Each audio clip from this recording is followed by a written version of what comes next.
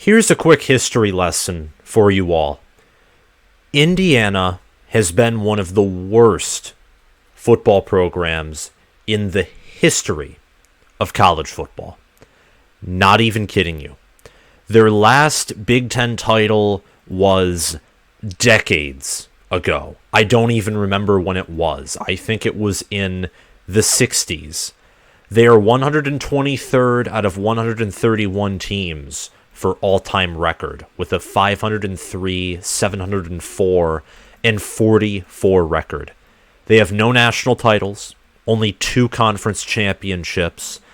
They have a 23 win percentage in bowl games. They're 3-10 in bowls. They're 100th in all-time wins with 503.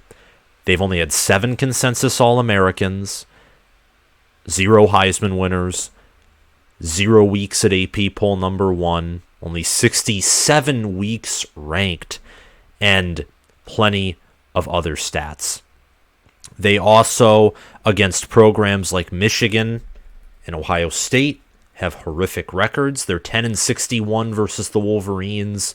They're 12-78 against the Ohio State Buckeyes with 5 ties.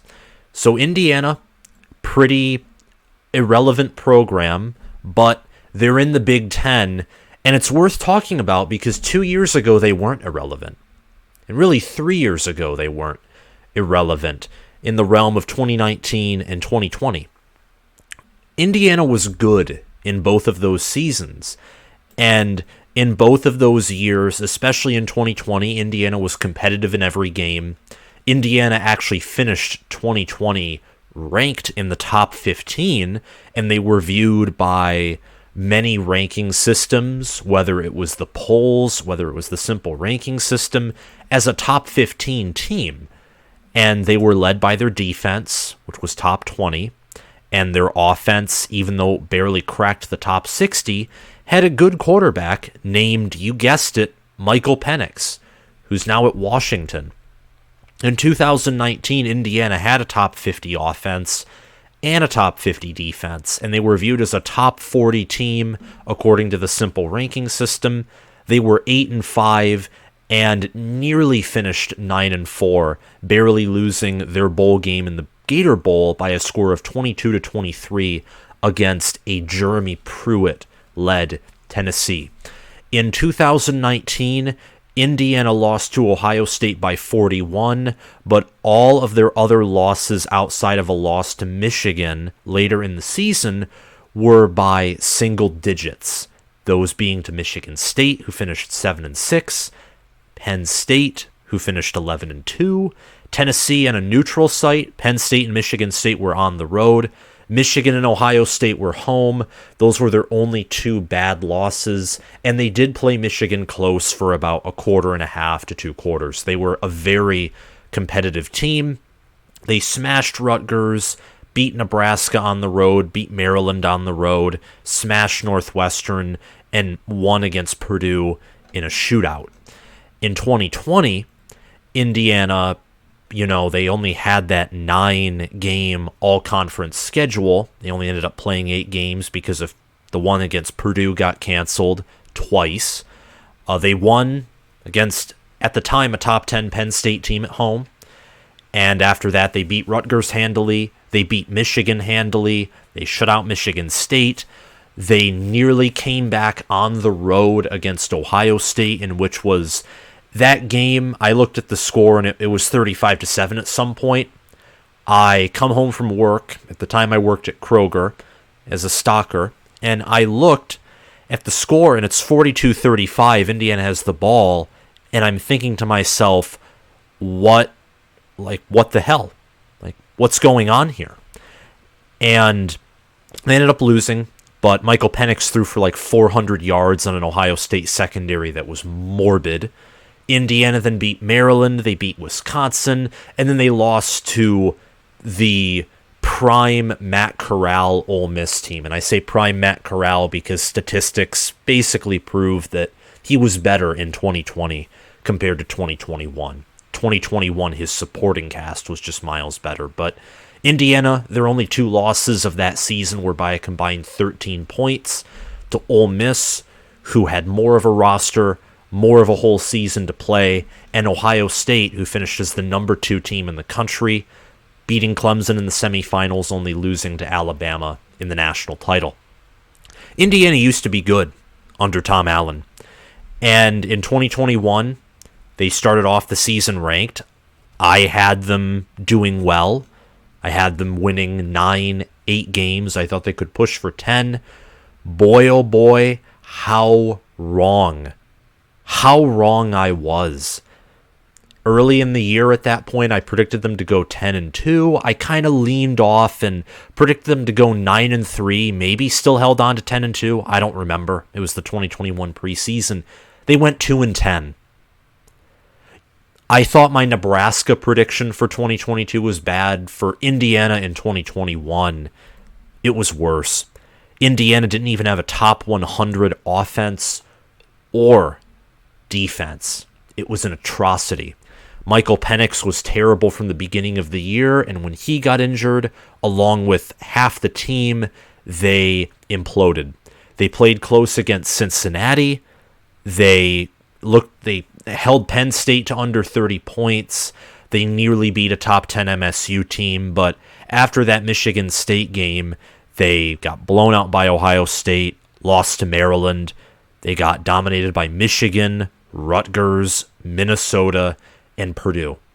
Their only wins were on the road against Western Kentucky and at home against Idaho. They got blown out by basically every team that they faced, especially teams with a pulse. And they started the season ranked in the top 20. After 2021, they had guys like, Micah McFadden leaving, and many others too. Michael Penix entered the portal, and we all know that he had his best season in his career at Washington in 2022. But Connor Bazelak was coming in, Sean Shivers from Auburn. There were many other players as well that entered their name into the transfer portal and decided to go to Indiana. And Indiana also had a decent recruiting class. They had Dasan McCullough as their top signee, a player who just transferred to Oklahoma and had a good season as I think as a true freshman. Yes, and now he'll be a sophomore at Oklahoma. But it didn't materialize to much of anything. Indiana doubled their win total, but when you have 2 wins and you double it, you're still 4-8. They went 4-8. They started out 3-0, but we all saw that it was a mirage as the Hoosiers struggled to beat Illinois. They struggled to beat Idaho, Western Kentucky. Those were especially the major red flags, as Illinois turned out to be a good team that was 8-5. They then proceeded to go, the Hoosiers, on a 7-game losing streak before breaking it in overtime on the road at a 5-7 Michigan State team. They competed with Purdue the following week, but lost to finish 4-8 and finish currently on a 1-game losing streak. That's the background noise. The background noise being that Indiana enters 2023 with lots of questions. Lots of questions. You can't even really go into detail about the questions because the whole team is an atrocity. Tom Allen is 30-40 at Indiana. He's 17-35 in conference. There has been 3 seasons where he has only won 2 conference games. He had his worst season was the 2021 season. His best was the year prior in 2020. Where do you go from here? Where do you go if you're Tom Allen, who's commanded 2 full seasons where he brought his team to bowls? He coached in another bowl after Kevin Wilson was let go in 2016. Indiana, where do they go? Have they returned to the bottom yet? It certainly seems like it. 2021, they finished in last place. In 2022, they finished in second to last. They finished 6th, but the worst team in the Big Ten East, and Rutgers, beat them, and they beat them handily. In the past 2 seasons, the Hoosiers have a 6-18 regular season record, and they are 2-16 in conference. Those 2 wins coming over Illinois and Michigan State, who this season had a combined 13-12 record. That is not good. That is, you should be striving for anything but that if you are a Big Ten team. Anything but that. Rutgers has more wins. Nebraska has more wins over the past 2 seasons. The only team that doesn't have more wins over the past 2 seasons is Northwestern, who canned a decent portion of their staff, who ironically has less talent than Indiana does and has much higher academic standards, and Northwestern has just been absolute garbage over the past 2 seasons. And Tom Allen, it's known that, he's on the hot seat, especially when expectations rose, I guess is the best term to use. They were pushed upward by his success in 2019, and especially in 2020, when Indiana, in 2020, they caught national attention. And at this point, those 2 seasons look like a fluke, with Michael Penix and Kalen DeBoer being the constant. Kalen DeBoer, listen, my opinion is that he is now at Washington, just coached them to an 11-2 record, top 10 finish, beat Oregon, Texas. Those Oregon and Texas and Oregon State were his best wins, and those are all good wins because all those teams are top 25. Oregon State and Oregon are top 20, top 15 teams. Texas is a top 25 caliber team, and they beat them handily. And by handily, I mean in Texas's case, they beat them by double digits. They straight up outcoached Oregon and just played the better game with inferior athletes. And against Oregon State, they held on, and I think they came back from being down and had a win that I think was on the road, but I could be wrong. Anyway, Kalen DeBoer led Indiana to the promised land. He gave them their best offense that they've ever had in the Tom Allen era, where they scored 40. They were 43rd out of 130 teams in 2019. They scored 31.8 points per game. And you'd have to go back to 2015 when Kevin Wilson's Indiana scored 36.5 points per game to outmatch that. The problem was in 2015, Indiana allowed nearly 40 points per game. 2019, Indiana didn't even allow close to 30. They allowed 24.4.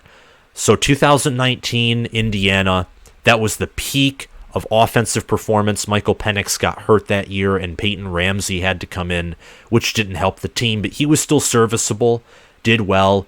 DeBoer left to take the head coach job at Fresno State. The offense under Nick Sheridan did fall off in 2020 quite substantially. Went from scoring 31.8 points per game and being 43rd to 28.9 points per game and 59th nationally. But you still had the system that DeBoer installed. You still had Michael Penix. You had a better supporting cast.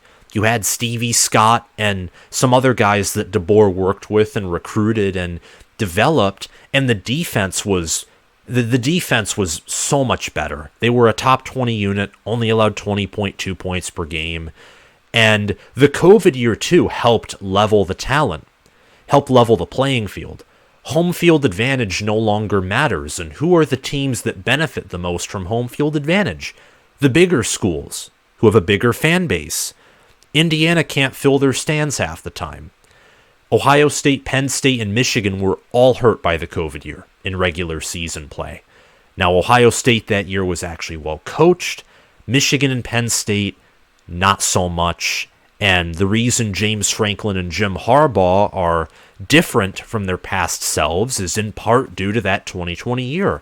It forced a lot of coaches and schools to do some self-reflection, and it gave schools like Indiana a chance to get out there, make themselves known. I mean, Mel Tucker did that in the same year. He went 2-5, but he beat Michigan and gained national attention for being, one of the first Michigan State head coaches to beat Michigan in his first year. I think the only other head coach to do that was Nick Saban at Michigan State.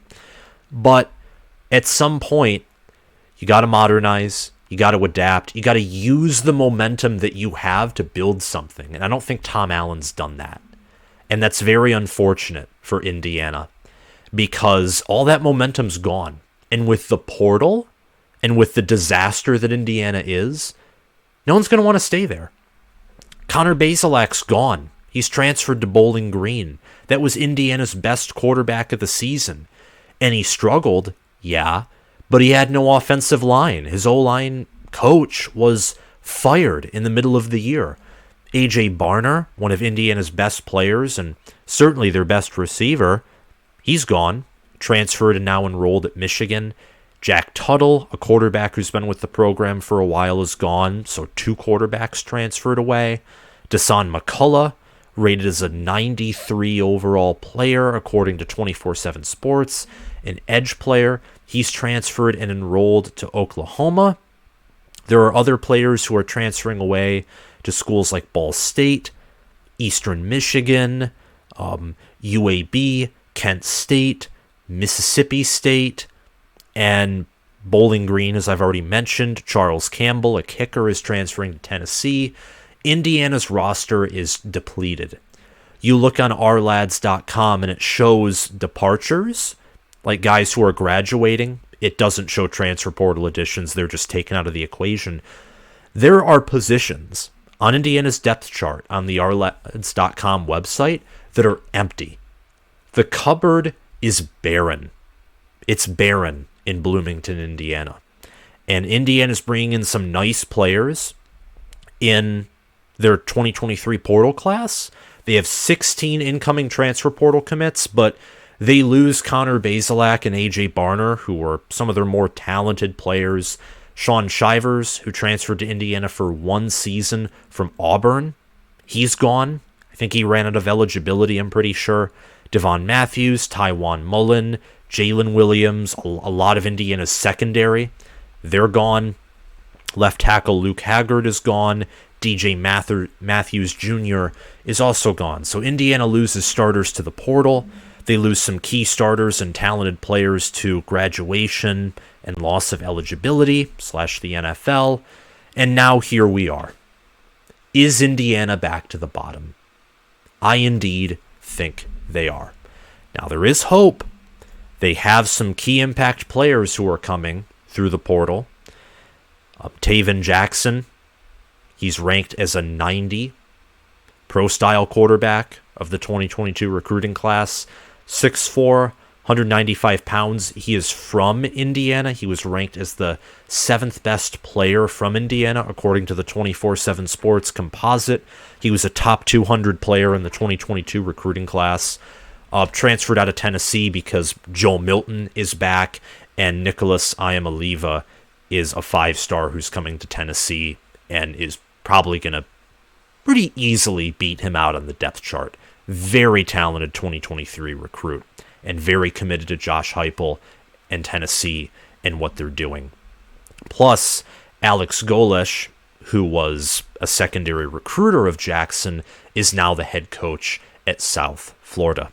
So find a new home, an area where, listen, Taven Jackson, he's a better passer than Dexter Williams II, who was mainly used as what I could only describe as a wildcat quarterback in standard formations. They ran him all the time, rarely passed with him.